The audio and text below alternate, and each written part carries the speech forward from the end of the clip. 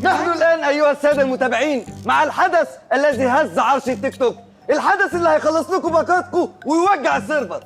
نحن الآن مع الحدث اللي مستنيه أكتر من 3,849,000 كي متابعين الست شروق كلنا سوا، ومليون 240,000 كي متابعين سيدوني. نحن الآن في حفل خطوبة الست شروق كلنا سوا وسيدوني. يلا بينا نهتك خصوصيتهم ونعيش معهم اللحظة ونشوف إحساسهم إيه بالخطوبة. ايوه اهلا.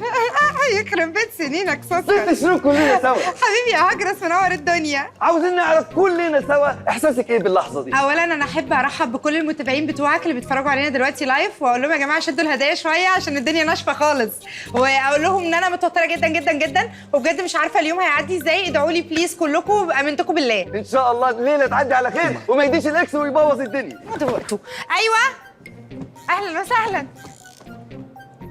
وأنت يا سيدوني؟ مش ناقص قرف، اللي فيا مكفيني وتعبان. النبي استنى، لايف يا سيدوني. هو مش وقته يا ادرس.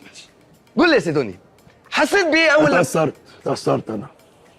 يعني أنت كنت شايف إنك هتقدر توصل لقلبها؟ كنت شايف ان هقدر اوصل لقلبها. ما كانش فيه مخاوف ما ولا؟ كانش فيه مخاوف، لا. طيب أجواء الفرح، عداك الأجواء بتاعت الفرح؟ عجباني اجواء الفرح.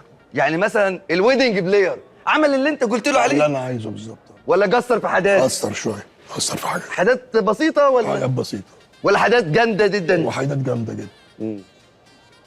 طيب يا سيدوني، لما رحت لأبوها البيت قابلته؟ قابلت ابوها. كان أستاذ سعيد سعيد. طب الموضوع مشي عادي؟ ماشي عادي. ماشي. كل حاجة كانت طبيعي؟ الحمد لله. كل حاجه. ما كانش فيه مخاوف؟ طيب لا مفيش مخاوف خالص. الحمد لله. طب انت شايف ان احسن منك في المحتوى اللي بقدمه يا سيدوني؟ احسن مني في المحتوى بقدمه. يعني لو دخلت معاك تحدي هدشملك؟ ده شمال ايه ده؟